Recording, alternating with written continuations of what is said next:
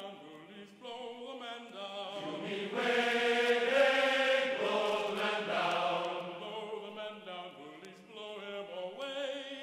Give me some time to blow the man down. We went over the bar on the 13th of May. Way, blow the man down. But Gallagher jumped and the gale came away. Give me some time to blow the man down. As I was a-walking down Paradise Street, Blow the man down. a saucy young damsel I happened to meet. Give me some time to blow the man down. I says to her, Pallion, how do you do? To me way, blow the man down. Says she, none the better for seeing of you. Give me some time to blow the man down. Oh, sailors as tinkers and tailors as men to me way, blow the man down. And we're all of us coming to see you again. Oh, give me some time to blow the man down. So we'll blow the man Tupman, we'll blow the man down. Me way, blow the man down. We'll blow him away into Liverpool town. Give me some time to blow the man down. Give me some time to blow the man down. Give me time. Give me time. Give me time. Give me time to blow the man down.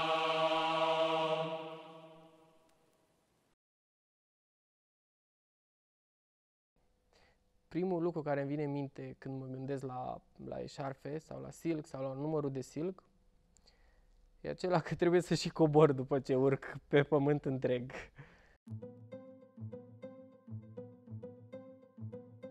De antrenat, sincer, în ultimii ani, cred că m-am antrenat pe unde am apucat, unde am găsit înălțime, unde am reușit să agăț silcul și toate cele.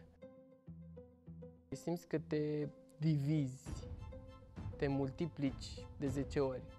E o libertate de exprimare. Trăiești la un alt nivel absolut tot ceea ce se întâmplă în jurul tău. Cred eu că te modifică foarte, foarte mult. Trebuie să coexiști în spațiu.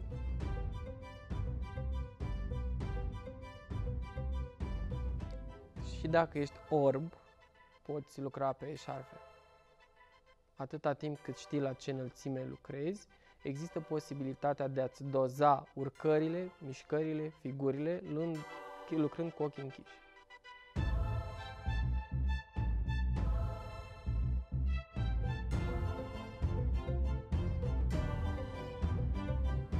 Lucrurile care mă motivează pe mine, cred că se rezumă la un singur lucru, dorința de a crea.